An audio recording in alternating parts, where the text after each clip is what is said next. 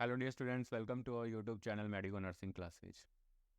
जैसा कि आप सब देख रहे हैं कि कुछ दिनों से हमारे YouTube channel medico nursing classes के ऊपर एसिड बेस बैलेंस से रिलेटेड लेक्चर वीडियोस अपलोड किए जा रहे हैं, जो कि आपकी नर्सिंग ऑफिसर रिक्रूटमेंट की प्रिपरेशन के लिए आपके लिए बहुत ज़्यादा हेल्पफुल है। ठीक है, उसी सीरीज को कंटिन्यूएशन करते हुए आज की क्लास का हमारा टॉपिक है compensatory mechanism in acid base imbalance. कि जब भी बॉडी के अंदर एसिड बेस का इम्बेलेंस होता है, ठीक है, तो उस सिचुएशन के अंदर कैसे बॉडी अपने आप उसको कंपनसेट करने की कोशिश करती है। साइन एंड सिम्टम्स तब प्रोड्यूस होते हैं जब बॉडी कंपनसेट नहीं कर पाती, लेकिन कोशिश यही रहती है बॉडी की कि वो ऑटोमेटिकली अपने लेवल के ऊपर ही एसिड और बेस के लेवल को मेंटेन रखे। ठीक है, अब तक की क्लास के अंदर हमने ये देख चुके हैं कि हमने ये पढ़ लिया है कि एसिड क्या होते हैं, बेस क्या होता है, पीएच क्या होता है। ठीक है, कौन कौन से बफर सिस्टम्स है बॉडी के अंदर, जो हमारी बॉडी के अंदर जो पीएच लेवल है, ठीक है, ब्लड की जो नॉर्मल पीएच होती है 7.35 टू कितनी होती है, 7.35 टू 7.45। ठीक है, 4-5 इस लेवल में बॉडी की पीएच को मेंटेन रखने के लिए बहुत सारे सिस्टम है, वो रेगुलेट करते हैं, काम करते हैं, ताकि बॉडी की पीएच है वो बैलेंस में रहे। ठीक है, इसी रेंज के अंदर मेंटेन रहे। तो वो सारे बफर सिस्टम्स काम करते हैं, वो अब तक हमने पढ़ लिए। उसके बाद हमने शुरू किया था हमारा रेस्पिरेटरी सिस्टम के अंदर एसिड बेस रेस्पिरेटरी एसिडोसिस। उसके बाद हमने देखा था respiratory alkalosis, metabolic acidosis, metabolic alkalosis. ये चारों डिजीजेज हमने पढ़ ली है। ठीक है, आज उन्हीं डिजीजेज को हम कंबाइंड रूप से पढ़ेंगे, कंपनसेटरी मैकेनिज्म की कैसे बॉडी के अंदर एसिड बेस बैलेंस जब होता है, इम्बेलेंस हो रहा है, एसिड और बेस का जब भी इम्बेलेंस होता है किसी भी इटियोलॉजिकल फैक्टर की वजह से, तो कैसे हमारी बॉडी उस एसिड और बेस को इम्बेलेंस को काउंटर अटैक करती है और अपनी होम्योस्टेसिस को मेंटेन रखती है। ठीक है, यहाँ पर एक वर्ड आया है स्टूडेंट, होम्योस्टेसिस। होम्योस्टेसिस, होम्योस्टेसिस का मतलब है बॉडी का जो इंटरनल एनवायरनमेंट है,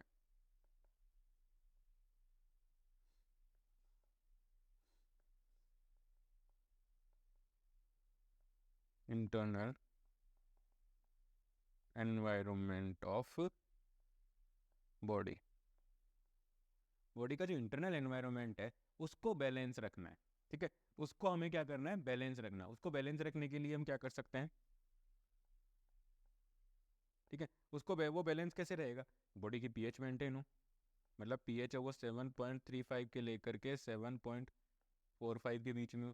हीमोग्लोबिन है वो नॉर्मल लेवल में हो, 12 से लेकर के 16 mg/dl।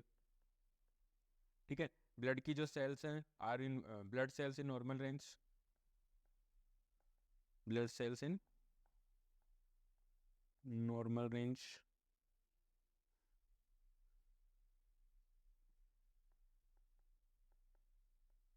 Blood cells in normal range, blood cells है वो नॉर्मल रेंज के अंदर है। तो ये सारे फैक्टर्स हैं, साथ के साथ हमारे क्या होगा, बॉडी का टेम्परेचर है, टेम्परेचर रेगुलेशन। टेम्परेचर रेगुलेशन की बात करें, 98.6 डिग्री फ़ारेनहाइट नॉर्मल बॉडी का टेम्परेचर होता है, तो ये 98 से लेकर के 99 के लगभग बीच में ये रहे। तो ये सारी कंडीशंस जब पूरी होंगी तब जाकर के हमारी बॉडी के अंदर क्या होगा स्टूडेंट, तब जाके हमारी बॉडी के अंदर क्या होगा, तब जाकर के हमारी बॉडी के अंदर होम्योस्टेसिस है वो क्या होगा, मेंटेन होगा। तो एसिड बेस बैलेंस भी इसी का एक पार्ट है कि बॉडी के अंदर होम्योस्टेसिस मेंटेन करने के लिए हमें एसिड बेस बैलेंस की जरूरत पड़ती है। तो आई होप आप समझ रहे होंगे। ठीक है, पीएच को मेंटेन रखना, पीएच का रेगुलेशन भी हमारी बॉडी के लिए होम्योस्टेसिस मेंटेन रखने के लिए ही जितना ही बराबर होता है। तो आइए आज की क्लास हम शुरू करते हैं, आज का टॉपिक। ठीक है, तो मैं कंपनसेटरी मैकेनिज्म की बात करें। ठीक है स्टूडेंट्स, कंपनसेटरी मैकेनिज्म की अगर हम बात करें तो कंपनसेटरी मैकेनिज्म्स वो मैकेनिज्म्स हैं, कंपनसेटरी मैकेनिज्म जैसे कि नाम से ही पता चल रहा है कि कंपनसेट, कंपनसेट करने का मतलब है किसी चीज की क्षतिपूर्ति करना। ठीक है, कंपनसेट का मतलब है ये compensatory mechanism in acid base imbalance, in acid base imbalance, acid base imbalance के अंदर कंपनसेटरी मैकेनिज्म है वो क्या करेगा, एसिड बेस बैलेंस के अंदर कंपनसेटरी मैकेनिज्म है वो पता है क्या करते हैं, वो करते हैं काउंटर अटैक करते हैं, काउंटर इफेक्ट करते हैं, काउंटर बैलेंस करने की कोशिश करते हैं। काउंटर बैलेंस करने का मतलब है कि बॉडी की पीएच है वो अगर चाहे वो एसिडिक कंडीशन में जा रही होगी, चाहे वो एल्कलाइन कंडीशन में जा रही होगी, मतलब अगर 7.35 से नीचे जा रही है तो भी दिक्कत है, 7.45 से नीचे ऊपर जा रही है तो भी हमें क्या है, बॉडी को प्रॉब्लम है, तो बॉडी क्या करेगी, इस चीज़ को काउंटर अटैक करेगी। काउंटर अटैक करके क्या करने की कोशिश करेगी कि बॉडी की जो पीएच है उसको 7.35 से 7.45 के बीच में रखने की पूरी कोशिश करती है। सॉरी, ठीक है, पूरी कोशिश करती है ताकि हमारी बॉडी के अंदर एक होम्योस्टेसिस अब उसका एनवायरनमेंट है वो प्रॉपरली मैनेज रहे, मेंटेन रहे। ठीक है, तो कंपनसेटरी मैकेनिज्म क्या? Compensatory mechanism are the counter attack, counter effect to deal with the acid and base imbalance या to counter attack the acid base imbalance. Acid base imbalance को counter attack करने के लिए या उसको कंपनसेट करने के लिए, उसको रेगुलेट करने के लिए हमारी बॉडी जो भी तरीके अपनाएगी, आगे जाके हम पढ़ेंगे कौन कौन से तरीके से कैसे कैसे कंपनसेटरी मैकेनिज्म्स होते हैं। ठीक है, जो भी बॉडी तरीके अपनाती है वो सारे तरीके क्या कहलाते हैं? Compensatory mechanism. ठीक है, और कंपनसेटरी मैकेनिज्म को सक्सेसफुल कब माना जाएगा? जब बॉडी की पीएच है वो एक नॉर्मल रेंज के अंदर मेंटेन हो जाती है। अगर बॉडी किसी भी मैकेनिज्म के थ्रू अगर बॉडी की पीएच को मेंटेन कर लेती है, चाहे वो H+ आयन का लॉस करे या उसको रिटेन करे, चाहे बाइकार्बोनेट आयन को रिटेन करे, चाहे बाइकार्बोनेट आयन का लॉस करे, ठीक है, CO2 के लेवल के साथ बैलेंस करे, कैसे भी करके अगर हमारी बॉडी की जो ब्लड की जो पीएच है 7.35 से लेकर 7.45 तक अगर मेंटेन कर लेती है, तो वो क्या कहलाता है? एक सक्सेसफुल कंपनसेटरी मैकेनिज्म या एक फुल कंपनसेशन कहलाता है। ठीक है, आई होप आपको समझ में आया हो।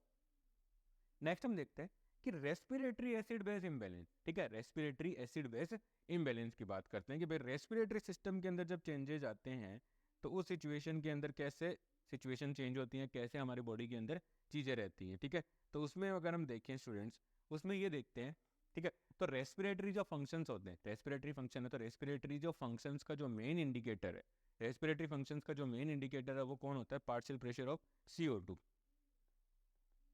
पार्शियल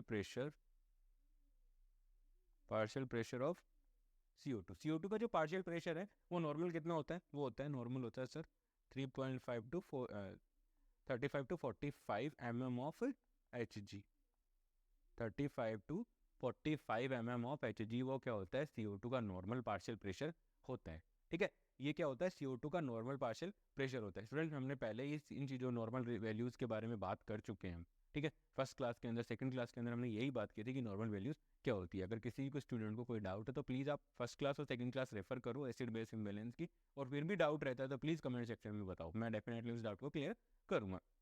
तो जो रेस्पिरेटरी फंक्शंस हैं उनका जो मेन इंडिकेटर है वो हमारा क्या होता है? पार्शियल प्रेशर ऑफ CO2 की CO2 के पार्शियल प्रेशर के साथ अगर चेंजेस हो रहे हैं तो इसका मतलब है कि रेस्पिरेटरी सिस्टम से रिलेटेड प्रॉब्लम है, रेस्पिरेटरी में एसिड या बेस का इम्बैलेंस हो रहा। ठीक है, तो ये बताया गया है। अब यहाँ पर एक छोटी सी इंपॉर्टेंट बात बताना चाहूंगा कि रेस्पिरेटरी सिस्टम के अंदर जो पार्शियल प्रेशर ऑफ CO2, जो पार्शियल प्रेशर ऑफ CO2 है और pH, partial pressure of CO2 और जो ब्लड की जो पीएच होती है, ब्लड की जो पीएच है, उनके बीच में एक क्या होता है? एक रिलेशन होता है। ठीक है, अपोजिट रिलेशन होता है उनके बीच में। क्या होता है? एक अपोजिट रिलेशन होता है। अपोजिट रिलेशन का मतलब है कि अगर partial pressure of CO2 increase होगा तो पीएच वो क्या हो जाएगी? डिक्रीज हो जाएगी। ये इनके बीच में एक अपोजिट रिलेशन पाया जाता है, अपोजिट रिलेशनशिप होता है। रेस्पिरेटरी सिस्टम के अंदर जो रेस्पिरेटरी फंक्शंस का जो मेन इंडिकेटर है, रेस्पिरेटरी फंक्शंस का मेन इंडिकेटर क्या है स्टूडेंट? जल्दी बताइए। ठीक है, रेस्पिरेटरी सिस्टम का मेन इंडिकेटर क्या होगा? रेस्पिरेटरी सिस्टम का मेन इंडिकेटर होगा, रेस्पिरेटरी सिस्टम की जो फंक्शंस है उनका मेन इंडिकेटर क्या होगा? पार्शियल प्रेशर ऑफ CO2 है, वो मेन इंडिकेटर है। अब वो मेन इंडिकेटर है तो अब इसके साथ, मेन इंडिकेटर के साथ और पीएच के अंदर रिलेशन क्या है? एक अपोजिट रिलेशन बना हुआ है। अपोजिट रिलेशन कैसे बना हुआ है इसको समझिएगा। अपोजिट रिलेशन इस प्रकार से बना हुआ है स्टूडेंट्स कि अगर जब भी बॉडी के अंदर partial pressure of CO2 increase होगा तो पीएच वो क्या हो जाएगी? आपकी डिक्रीज हो जाएगी। और पीएच अगर कम हो रही है तो इसका मतलब क्या कंडीशन होगी? एसिडोसिस। अगर आपकी बॉडी की पीएच अगर डिक्रीज हो रही है तो प्रॉब्लम क्या होगी? एसिडोसिस। ठीक है, बॉडी के अंदर अगर पीएच के अंदर दिक्कत आ रही है तो क्या हो जाएगी? एसिडोसिस कंडीशन आ जाती है। ठीक है, जब भी हमें रेस्पिरेटरी सिस्टम की प्रॉब्लम्स को फाइंड आउट करना है, या जब भी हम एबीजी की रिपोर्ट देख रहे हैं, और एबीजी सबसे पहले मैं आपको बताऊंगा आगे जैसे जैसे क्लासें बढ़ती जाएंगी हमारी, उसमें मैं बताऊंगा कि एबीजी की रिपोर्ट को हमें कैसे रीड करना है। कैसे हमें पता चलेगा कि ये कंपनसेटरी है, अनकंपनसेटरी है, पार्शियल कंपनसेटरी, सब मैं आपको बताते हुए चलूँगा, क्योंकि ये सारे टॉपिक्स एसिड बेस इम्बैलेंस एक क्रिटिकल केयर नर्सिंग के अंदर बहुत ही इंपॉर्टेंट पॉइंट्स हैं। यहाँ से बहुत बार एमसीक्यूज उठाए जाते हैं एग्जामिनर्स के थ्रू, जो भी हमारे नर्सिंग ऑफिसर रिक्रूटमेंट एग्जामिनेशन के पेपर सेट करते हैं, पेपर बनाते हैं, उनमें बहुत सारे क्वेश्चन आपको एसिड बेस इम्बैलेंस है, ब्लड ट्रांसफ्यूजन हुआ, आपका ड्रग एडमिनिस्ट्रेशन हुआ, आईवी फ्लूइड थेरेपी हुई, ये सारे टॉपिक्स हमने अब तक पढ़ लिए हैं।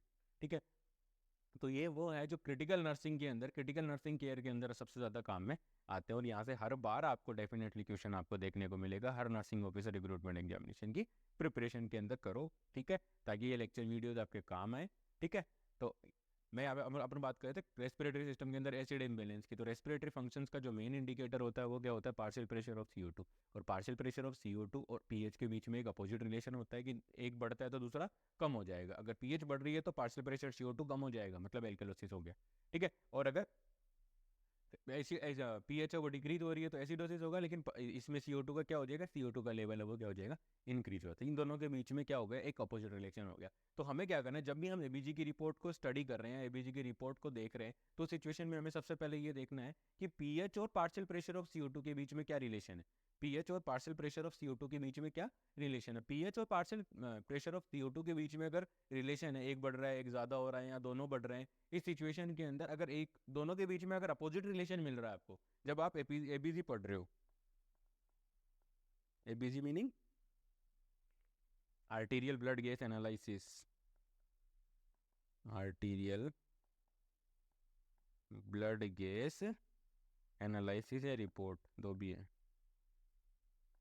ठीक है, वो कहलाता है आपका एबीजी। एबीजी के अंदर सबसे पहले जब भी आप देखोगे, सबसे पहले आप पीएच देखो। ठीक है, पीएच देखो कि वो 7.35 से लेकर के 7.45 के बीच में कहाँ पर है। ठीक है, यहाँ पर आप सबसे पहले, ठीक है, यहाँ पर सबसे पहले पीएच देख लो। पीएच देख के आप ये डिसाइड करो कि कंडीशन एसिडोसिस में है या एल्केलोसिस में। कंडीशन एसिडोसिस में है या कंडीशन एल्केलोसिस में, पहला। उसके बाद आप देखो उसके अंदर पार्शियल प्रेशर ऑफ CO2 देखो। CO2 का पार्शियल प्रेशर देखो कि CO2 का पार्शियल प्रेशर है वो 35 to 45 mm ऑफ Hg से कम है या ज़्यादा है। ठीक है, कि वो इस यहाँ पर स्टैंड कर रहा है या यहाँ पर स्टैंड कर रहा है, वो चीज़ें हमें फाइंड आउट करके हमें देखना है।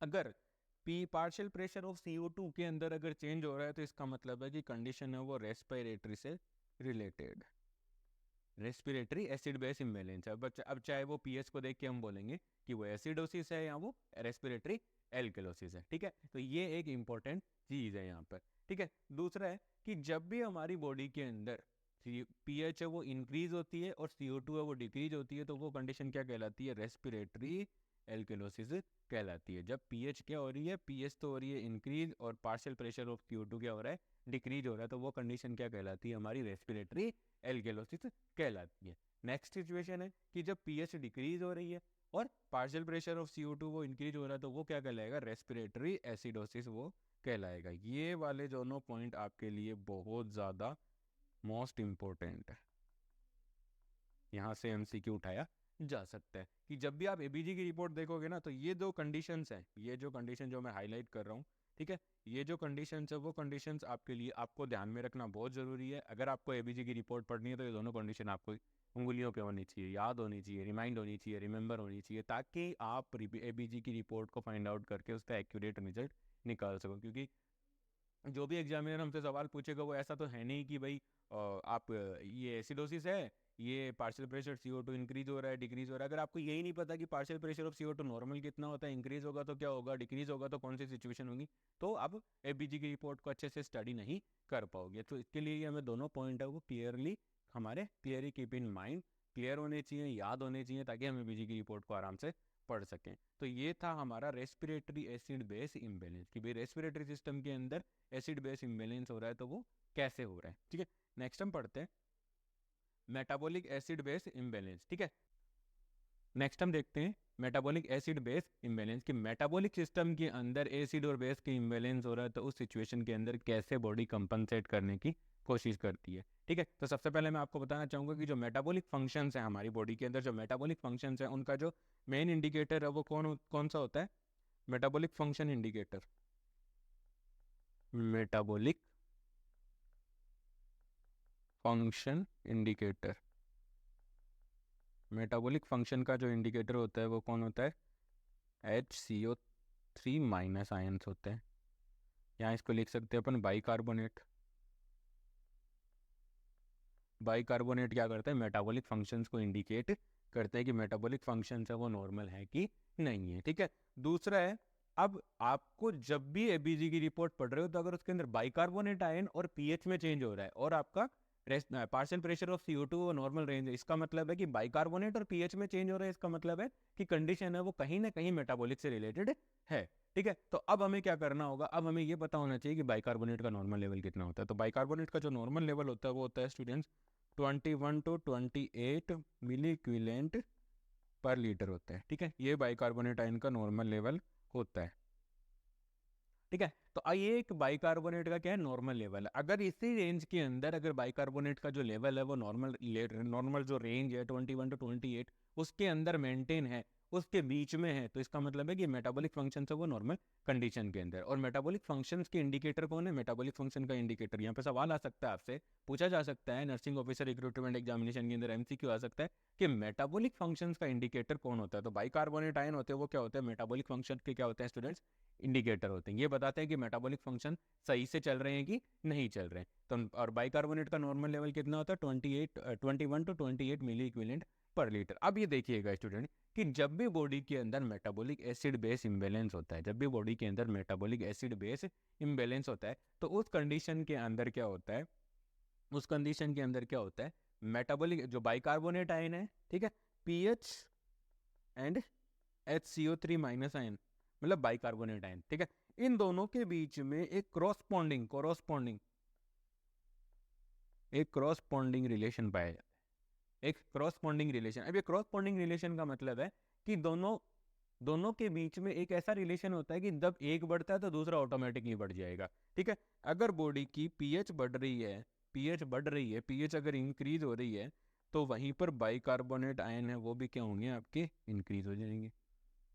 ठीक है, दोनों के बीच में अभी हमने इससे पहले जो पढ़ा था उसके अंदर हमने ये पढ़ा था कि रेस्पिरेटरी फंक्शन के अंदर दोनों के बीच में अपोजिट रिलेशन था। पीएच और पार्शियल प्रेशर ऑफ CO2 के बीच में क्या था? अपोजिट रिलेशन था। लेकिन यहाँ पर पीएच और बाइकार्बोनेट आयन के बीच में क्या है? एक क्रॉसपॉन्डिंग रिलेशन है। क्रॉसपॉन्डिंग रिलेशन का मतलब है कि दोनों एक दूसरे के साथ ही बढ़ेंगे। ठीक है, अगर बॉडी के अंदर पीएच बढ़ रही है और बाइकार्बोनेट आयन का लेवल बढ़े, पीएच अगर बढ़ेगी तो बाइकार्बोनेट आयन का क्या है कि लेवल है वो इंक्रीज होगा। ठीक है, तो जब भी हमें क्या करना है, जब भी हमें एबीजी की रिपोर्ट मिलती है तो उस रिपोर्ट के अंदर हमें क्या करना है? सबसे पहले पीएच देखनी है, उसके बाद हमें देखना है बाइकार्बोनेट आयन का लेवल। अगर दोनों एक साथ, दोनों एक ही डायरेक्शन में ग्रोथ कर रहे हैं, बढ़ रहे हैं, ठीक है, जो आपकी पीएच है बॉडी की वो भी बढ़े जा रही है और जो बाइकार्बोनेट आयन का लेवल है वो भी 28 मिली इक्विवेलेंट पर लीटर से ज़्यादा हो रहा है, इसका मतलब है कि कंडीशन मेटाबॉलिक एल्कलोसिस की तरफ आपको लेकर के जा रही है। तो इस तरीके से क्या है कि हम एबीजी रिपोर्ट को फाइंड आउट कर सकते हैं। साथ के साथ हमें क्या करना है? ठीक है, जब भी हमें एबीजी की रिपोर्ट मिलती है तो हमें तीन चीज़ें देखनी होती है। इसमें तीन चीज़ें देखो, सबसे पहले उसमें देखो पीएच, कि पीएच है वो एसिड है कि बेस है, पहला। तो आप पीएच देख के आप इतना ही फाइंड आउट कर पाओगे कि सिचुएशन एसिडिक है कि सिचुएशन बेस है। ठीक है, बेस है या फिर सिचुएशन एल्कलोसिस की तरफ है। ठीक है, दूसरा क्या करना है? अब हमें देखना है पार्शियल प्रेशर ऑफ CO2। अगर पार्शियल प्रेशर ऑफ CO2 एक अपनी नॉर्मल रेंज के अंदर है, कितना? 35 टू कितना होता है? 35 टू 45 mm ऑफ Hg। अगर ये इस रेंज में है तो इसका मतलब है कंडीशन रेस्पिरेटरी से रिलेटेड तो नहीं है। और बॉडी की पीएच कितनी होगी? 7.35 टू 7.45 रहे। ठीक है, अब हम क्या करेंगे? नेक्स्ट हम देखेंगे बाइकार्बोनेट आयंस, HCO3 आयन देखेंगे। HCO3 आयन का नॉर्मल लेवल कितना है स्टूडेंट? HCO3 आयन का नॉर्मल लेवल है 21 to 28 MEQ पर लीटर। अब हमें देखना है बाइकार्बोनेट आयन नॉर्मल लेवल के अंदर है कि नहीं है। अगर आप देखोगे कि पीएच और बाइकार्बोनेट आयन के अंदर चेंजेस हैं और पार्शियल प्रेशर ऑफ CO2 अपनी नॉर्मल रेंज में है तो इसका मतलब है कि कंडीशन है वो मेटाबॉलिक की तरफ है, मेटाबॉलिक की तरफ है। अगर पीएच और पार्शियल प्रेशर ऑफ CO2 के अंदर चेंज है, जब बाइकार्बोनेट अगर नॉर्मल है, तो इसका मतलब है कि कंडीशन है वो रेस्पिरेटरी से, और ये दोनों अगर आ रहे हैं तो मेटाबॉलिक से। आई होप आपको समझ में आया होगा। ठीक है, नेक्स्ट हम देखते हैं कि जब भी हमारी बॉडी के अंदर अगर पीएच इंक्रीज है और HCO3 मतलब बाइकार्बोनेट आयन उनका लेवल भी इंक्रीज है, तो वो कंडीशन क्या कहलाती है? Metabolic alkalosis. ठीक है, और अगर पीएच भी डिक्रीज है एंड HCO3 बाइकार्बोनेट आयन है वो भी क्या है? डिक्रीज है, तो वो कंडीशन क्या कहलाती है स्टूडेंट? Metabolic acidosis. वो कंडीशन कहलाती है आपकी मेटाबॉलिक एसिडोसिस। ठीक है, तो ये है कंपनसेट के बारे में कि किस प्रकार से हमारी बॉडी कंपनसेट करती है। अब आगे और इसके बारे में अपन डिटेल स्टडी करेंगे कि किस तरीके से कौन कौन से मैकेनिज्म्स होते हैं, किस प्रकार से वो स्टडी होगी। ठीक है, एबीजी को कैसे हमें फाइंड आउट करना है। ठीक है, एबीजी का सैंपल, ब्लड सैंपल या एबीजी एनालिसिस के लिए ब्लड सैंपल कैसे लेना है, उसका lecture videos medico nursing classes के यूट्यूब चैनल के ऊपर है। आप प्लीज़ जाइए और medico nursing classes YouTube channel पे जा करके उसको सर्च कीजिए, वहाँ पे आपको डेफिनेटली मिलेगा कि किस तरीके से एबीजी के लिए हमें सैंपल लेना है, क्या एबीजी की नॉर्मल वैल्यूज़ होती है, वो सारा उसके अंदर मैंने पढ़ाया हुआ है। ठीक है,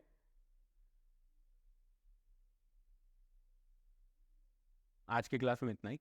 आई होप मेरे द्वारा प्रोवाइड किए जा रहे लेक्चर वीडियोस आपकी नर्सिंग ऑफिसर रिक्रूटमेंट एग्जामिनेशन की प्रिपरेशन में आपकी हेल्प कर रहे होंगे। Please like, share and subscribe. Thank you so much.